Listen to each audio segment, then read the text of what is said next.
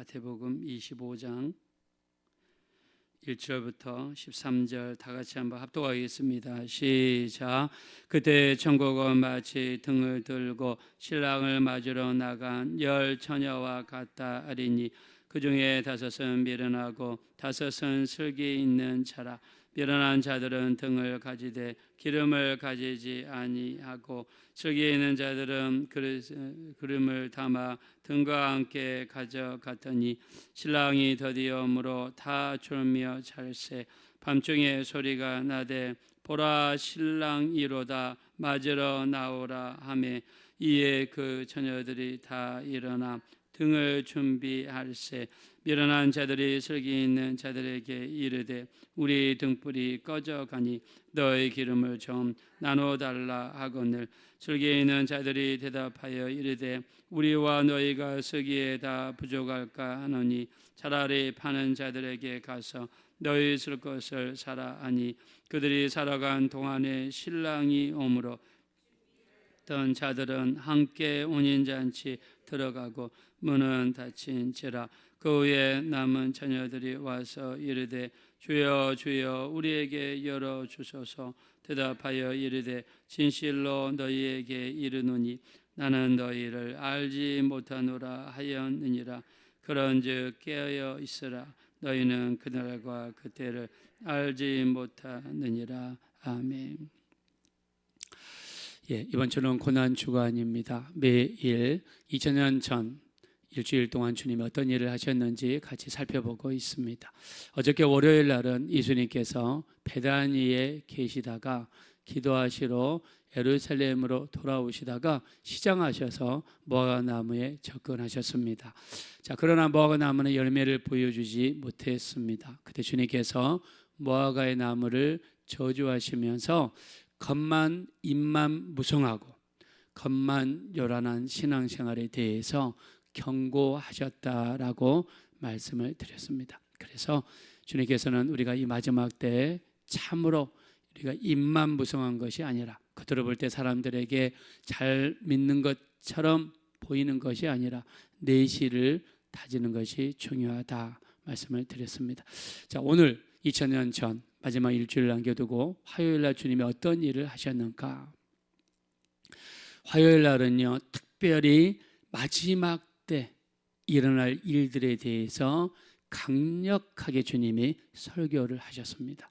그래서 마태복음 24장, 25장, 또 마가복음 13장, 누가복음 21장 무려 세 복음서에 이르도록 주님께서 마지막 때 또 주님께서 언제 오시는가, 또 주님이 오실 때 어떤 징조들이 있을 것인가 그렇게 설명하시면서 열 처녀에 대한 비유를 주님이 말씀했습니다. 그래서 열 처녀가 있는데 바로 5명은 미련하고 5명은 슬기로운 처녀다. 근데 슬기로운 처녀는 등만 준비한 것이 아니라 기름도 충분히 준비했다. 미련한 처녀들은 등만 준비하고 기름을 충분히 준비하지 않았다. 신랑이 올 때에 그때서 그들이 부랴부랴 기름을 준비하려고 밖으로 나갔는데 미리 기름을 준비했던 슬기로운 5명의 처녀들은 호인잔치에 들어가고 들어가자마자 호인잔치의 문이 닫혔다. 나중에 늦게 준비했던 미련한 처녀들은 호인잔치에 들어가지 못했다라고 하시면서 주님께서 깨어있으라 말씀하십니다. 우리 본문으로 돌아가셔서 한번 말씀을 보겠습니다. 우리 한번 1절과 2절입니다. 다 같이 읽겠습니다. 시작. 그때 천국은 마치 등을 들고 신랑을 맞으러 나간 열 처녀와 같다 하리니 그 중에 5은 미련하고 5은 슬기 있는 자라. 아멘. 처녀는 바로 예수 믿는 성도들을 상징합니다. 또 처녀는 교회들을 상징합니다. 교회는 건물이 아니라 모인 사람들의 무리라고 그랬죠. 그래서 이걸 헬라어로 에클레시아라고 합니다. 교회를 에클레시아라고 하는데 교회의 건물을 말하는 것이 아니라 우리처럼 이렇게 모여있는 사람들의 무리를 교회다라고 성경에서 말씀합니다.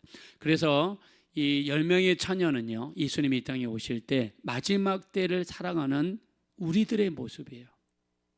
근데 그 중에서 슬기로운 자가 몇 명이라고 그랬습니까? 10명 중에 5명이에요. 5명만 혼인잔치에 들어갈 수 있습니다. 그 말은 무슨 말입니까?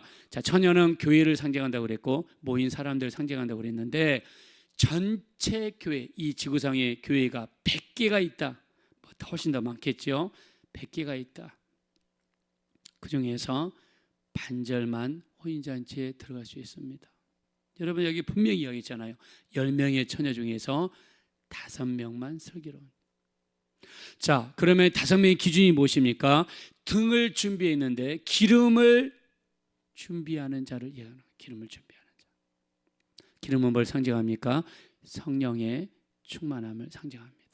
성령의 충만함이 우리가 기도할 때 우리가 막 열심히 우리가 막 통성으로 기도하는 것도 성령의 충만이지만 기도로 무장하고 말씀으로 무장하고 예배로 무장하고 그리고 주님을 사랑하고 주님께만 집중하고 언제나 선하 아내 생각이 아니라 주님 생각. 내가 주님만 생각한 거 이게 성령 충만함입니다. 근데 교회에서는 주님 생각하고 세상에 나가서는 딴 생각한다고 그러면 그건 성령 충만한 게 아니에요. 우리가 이스라엘의 이 결혼 풍습을 보면요 이렇습니다. 자, 첫째, 이 남자가 어떤 신랑 될 사람이 어떤 여자를 좋아한다. 같은 동네라든가 아니면은 중매가 들어왔다. 괜찮은 사람의 소개를 받았다. 그러면 신랑과 그 신랑 되는 아버지가 먼 거리를 떠납니다. 가서 신부 될 사람의 집에 가서 여자를 봅니다. 그리고 남자가 이 신랑 될 사람이 이 여자가 마음에 들면은 아버지한테 마음에 든다고 표시를 하면은요 그 집에 결혼 지참금을 드립니다. 결혼 지참금은요 남자가 이 여자를 데려오기 위해서 지불하는 돈이에요. 요즘은 다르죠. 요즘은 여자가 시집갈 때 결혼 지참금을 막 준비하죠. 냉장고도 준비하고 세탁기도 준비하고. 근데 이스라엘은요 남자가 먼저 찾아가서 결혼 지참금을 지불해야 돼요. 일평생 따님을 키워주셔서 감사합니다 해야 됩니다. 우리가 야곱을 보십시오. 야곱이 외삼촌 라반의 집에 갔을 때 라헬을 사랑했잖아요. 라헬을 위해서 7년 동안 봉사하겠습니다. 내가 월급도 안 받고 그러면 이 외삼촌의 딸 라헬을 내게 주십시오.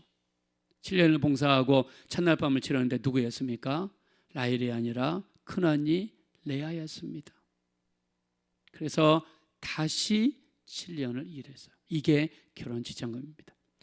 그리고 나서 이 남자가 준비해 간 포도주를 잔에다가 딱 따라가지고 그 잔을 여자에게 줘요. 그럼 여자가 결정하는 겁니다. 신랑 얼굴을 보고 신랑 말하는 것도 들어보고 아, 저 남자가 마음에 든다. 내 일평생을 맡겨도 되겠다라고 딱 마음의 결정을 내리면요 여자가 그 포도주를 마신다고 합니다. 그러면 당신을 내 신랑 될 사람으로 인정하고 더 이상 다른 남자 보지 않겠습니다. 이렇게 하는 의미에서 포도주를 마신다.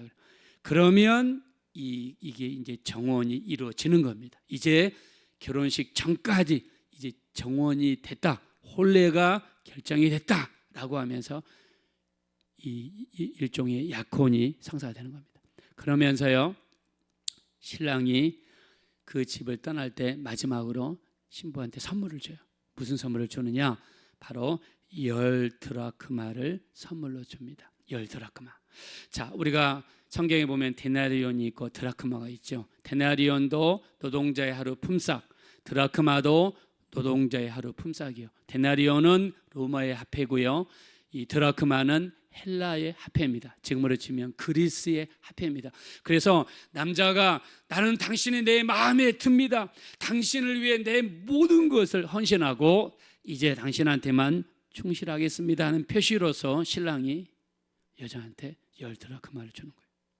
그러면 이 여자는요 10드라크마를 받으면 그걸 실을 연결해 가지고 목걸이를 만듭니다. 그리고 목에다 거는 거예요.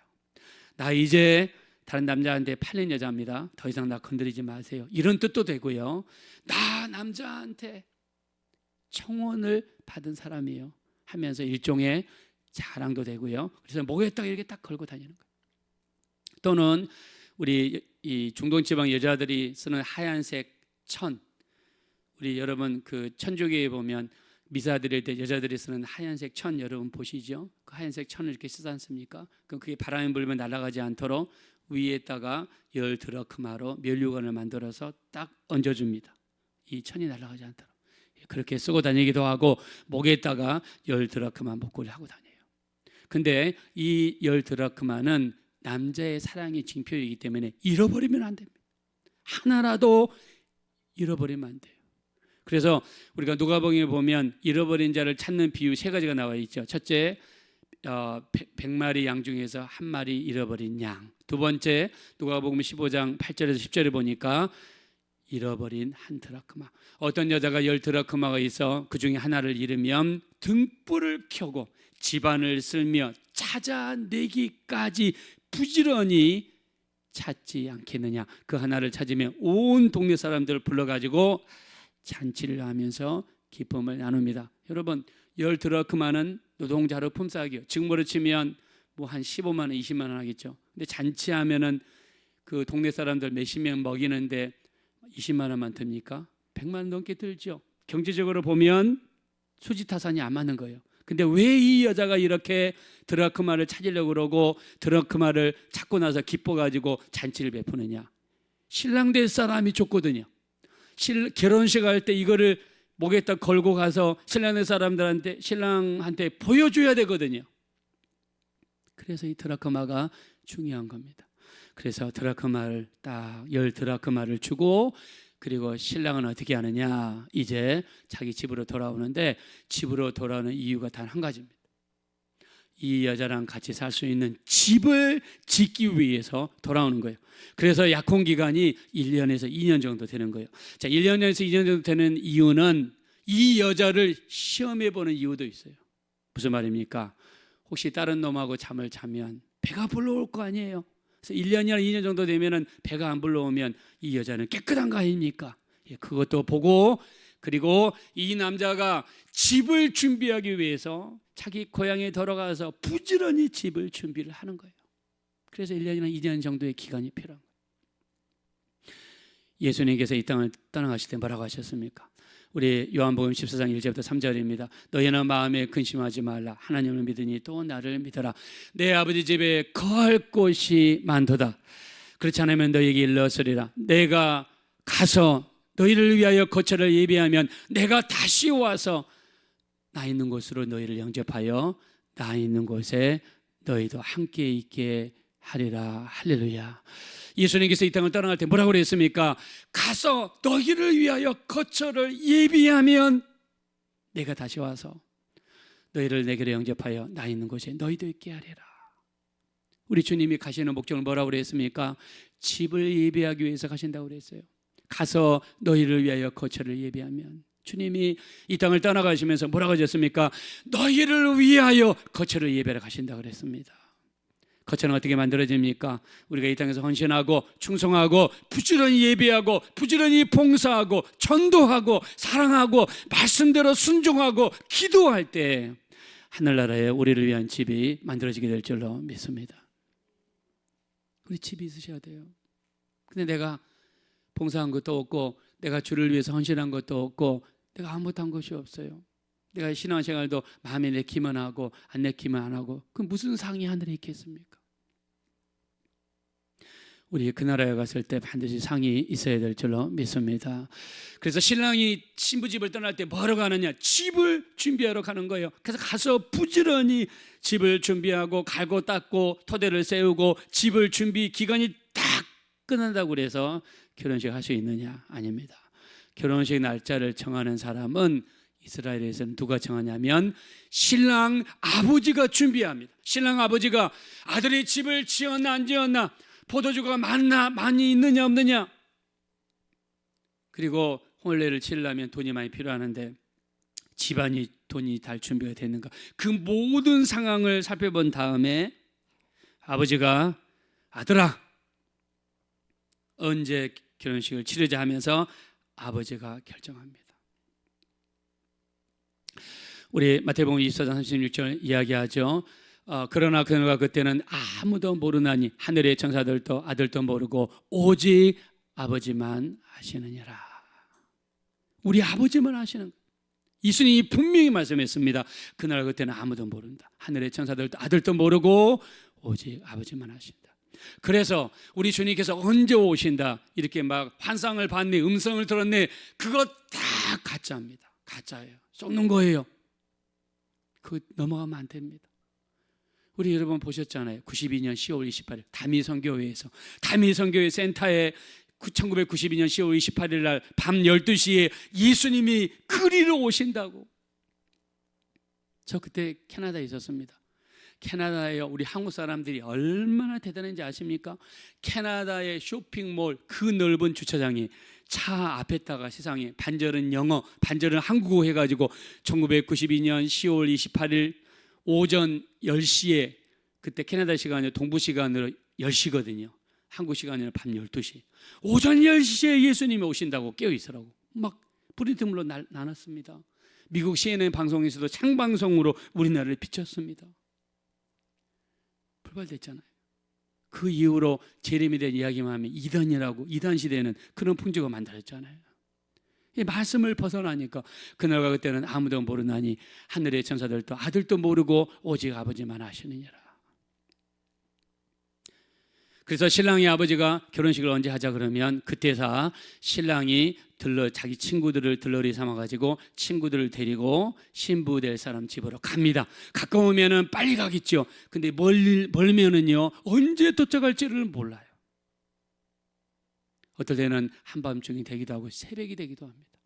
도착하면은요 이 옆에 친구들이 같이 가던 친구들이 도착하자마자 가장 먼저 하는 일이 뭐냐면 가지고 왔던 나팔을 들고 있는 힘을 다 나팔을 분다고 해요. 신부집을 향해서 나팔을 세게 불면서 그러면서 보라 신랑이 왔도다 마실 준비를 하거라 이렇게 외친다고 그래요. 보라 신랑이 왔다 마실 준비를 해라 이렇게 외친다고 그래요. 자, 우리 한번 이 말씀 보겠습니다. 6절 말씀 보겠습니다. 6절 다 같이 읽겠습니다. 시작. 밤중에 소리가 나되 보라 신랑이로다 맞으러 나오라 하매. 자, 이 말이 무슨 말이냐? 실제로 결혼식에서 신랑 신부들이 가다가 신부집에 도착했을 때 나팔을 크게 불고 그리고 보라 신랑이로다 맞으러 나오라 이렇게 외친다고 해요. 여러분 예수님이 오실 때 어떤 현상이 일어납니까? 데살로니가전서 4장 16절 17절 주께서 호령과 천사장의 소리와 하나님의 나팔 소리로 친히 하늘로부터 강림하시리니 그리스도 안에서 죽은 자들이 먼저 일어나고 살아낸 자들도 그들과 함께 구름 속으로 끌어올려 공중에서 주를 영접하게 하시리니 그러므로 이 말로 서로 위로하라 라고 말씀했습니다. 예수님 오실 때 호령은 뭡니까? 큰 소리, 천사장의 소리, 하나님의 나팔 소리. 이 소리로 주님이 오시는 거예요. 예수님이 이 땅에 오실 때 나팔 소리가 들려올 거예요. 그리고 여러분의 이름을 부르는 소리가 들려올 겁니다.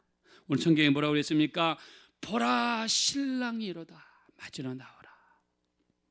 여러분 주님이 이 땅에 오실 때 언제 오실지 알 수 없지만 우리 나팔 소리를 들으시고 주님이 여러분의 이름을 부르면서 보라 신랑이로다 맞으러 나오라는 그 음성을 듣게 되시기를 예수 이름으로 축원합니다. 들으셔야 돼요. 안 들으면 큰일 납니다. 안 들으면 미련한 자들 50%에 속하는 거예요. 여기서 슬기로운 자와 미련한 자들, 슬기로운 자라고 해서 머리가 똑똑하고 미련한 자라고 해서 머리가 나쁘는 그런 뜻이 아닙니다. 미련하다, 우리가 헬라어로 보니까 에삼모라이, 이 준비를 하지 못하는 자. 그 다음에 슬기로운 자는요 프로니모이라고 해서 준비하는 자. 자, 그래서 예수님께서 하시는 말씀이 뭡니까? 우리가 깨어있을 때 준비하라는 겁니다. 뭘 준비하느냐? 기름을 준비하라는 거예요. 기름이 무엇입니까? 마지막 때 성령의 충만함으로 준비하라는 거예요. 예배로 깨어있고, 기도로 깨어있고, 말씀으로 깨어있고, 주님을 사모하고, 주님만 생각하고, 안전하서나 주님만 생각하고, 충만하게 기도하고, 예배로 깨어있고, 말씀으로 깨어있다면 우리는 주님이 언제 오실지 알 수 없지만 언제 오시든지 간에 주님을 맞을 준비가 되시는 줄로 믿습니다. 그러므로 준비하셔야 돼요. 준비하셔야 돼요. 오늘 주님께서 말씀하시죠. 자, 우리 한번 10절로 가겠습니다. 10절 다 같이 읽겠습니다. 시작. 그들이 살아간 사이에 신랑이 오므로 준비하였던 자들은 함께 혼인잔치에 들어가고 문은 닫힌지라. 아멘. 지혜로운 자와 미련한 자의 차이는 평상시에 준비했느냐 안 했느냐. 평상시에 내 신앙생활을 하고 싶을 때만 하고 안 하고 싶을 때는 안 하고 안 할 때는 또 길게 안 하고, 그게 무슨 준비입니까? 여러분들처럼 새벽을 깨우고 예배를 깨우고 기도하고 예배하고 말씀으로 깨어있고 우리가 봉사한다 그러면 여러분들은 분명히 준비되어 있는 자들인 줄로 믿습니다. 준비하시는 거예요. 우리가 해야 될 것은 준비해야 됩니다. 준비하셔야. 뭘 준비합니까? 기름을 준비하셔야 돼요. 두 번째, 뭘 준비해야 되느냐? 요한계시록 19장 7절에 보니까 어린 양의 혼인 기약이 이르렀고 그의 아내가 자신을 준비하였으므로. 혼인 기약이 일어났는데 그의 아내가 자신을 어떻게 준비했느냐? 요한계시록 19장 8절에 보니까 빛나고 깨끗한 세마포 옷을 입도록 허락하셨으니 이 세마포 옷은 성도들의 옳은 행실이라 그랬습니다. 우리가 두 번째 준비해야 될 게 세마포 옷입니다. 세마포 옷은 성도의 옳은 행실입니다. 여러분이 이 땅에 살면서 착하게 살고 선하게 살고 봉사하고 희생하고 섬기고 다른 사람을 위하고 이기주의가 되지 않고 줄 줄 알고 양보할 줄 알고 내가 사랑할 줄 알고, 이게 성도의 옳은 행실이라고 그랬어요. 이걸 하는 자에게 빛나고 깨끗한 세마포 옷, 그의 아내가 입을 옷, 예수님이 혼인잔치에 들어갈 때 입을 예복, 이게 바로 성도들의 옳은 행실이다라고 이야기했습니다. 2000년 전 주님이 마지막 주간을 보내시면서 화요일에 하신 말씀은 이 땅에 주님이 오실 때에 우리가 어떻게 살아야 되는가를 말씀했습니다. 오늘은 주님께서 준비하고 있어라. 여러분 준비하셔야 됩니다. 오늘 밤에 오실지 10년 뒤에 오실지 아니면은 죽고 난 다음에 오실지 아무도 모르지만 기름을 준비하시고 영적으로 깨어있고 열심히 주님을 섬기고 기도하고 예배하고 말씀 믿고 봉사하고 전도하고 그 다음에 성도의 옳은 행실인 세마포 옷을 준비하셔서 주님이 언제 오시든지 간에 주님 맞을 준비가 되어 있는 우리 모두가 되어지시기를 예수 이름으로 축원드립니다. 이 시간 기도하실 때 예수님께서 언제 오실지 알 수 없으나 준비하기 원합니다. 우리가 기름으로 충분히 준비하기 원합니다. 성령으로 충만하기 원합니다. 기도와 말씀과 예배와 전도와 봉사와 섬김으로 충만하게 도와주세요. 안전하사나 예수님 생각만 하게 도와주세요. 그리고 우리 세마포 옷, 우리 성도의 옳은 행실을 상징하는 세마포 옷으로 준비되게 도와주셔서 주님 오실 때 할렐루야 아멘하며 주님의 혼인잔치에 참여할 수 있는 우리 모두가 될 수 있도록 붙들어 주십시오. 합심으로 간절히 기도하겠습니다. 걸어오시고 아버지 하나님 진심으로 감사합니다. 우리 하나님 우리를 불쌍히 여기시고 우리를 긍휼히 여겨 주십시오. 예수님께서 언제 오실지 아무도 알 수 없습니다. 우리 하나님 우리를 긍휼히 여기시고 도와주셔서 깨어있기를 원합니다. 깨어있기를 원합니다. 준비하고 있기를 원합니다. 그러므로 깨어있으라. 생각지 않은 때에 너희 주가 오리라고 하셨습니다. 그러므로 깨어있으라. 어느 때 너희 주가 임하는지 알지 못한다고 했습니다. 그러므로 준비하고 있으라. 생각지 않은 때 너희 주가 임한다고 하셨습니다. 우리 하나님 그러하신 주 예수님, 우리 주님이 이 땅에 언제 오실지 알 수 없지만 정말 깨어있기를 원합니다. 우리가 등만 준비하지 말게 하시고 기름을 충분히 준비하게 도와주시옵소서. 성령의 충만함으로 깨어있는 우리가 될 수 있도록 인도하여 주십시오. 우리가 성도의 옳은 행실을 상징하는 세마포 옷으로 준비하기를 원합니다. 이 땅에 사는 동안 말씀에 순종하고 깨끗하고 선하고 순종하는 삶을 살게 도와주셔서 성도의 옳은 행실을 상징하는 빛나고 깨끗한 세마포 옷을 입어서 어린 양의 혼인잔치에 들어갈 수 있도록 그의 아내가 자신을 준비한 것처럼 우리도 준비될 수 있도록 역사하여 주시옵소서.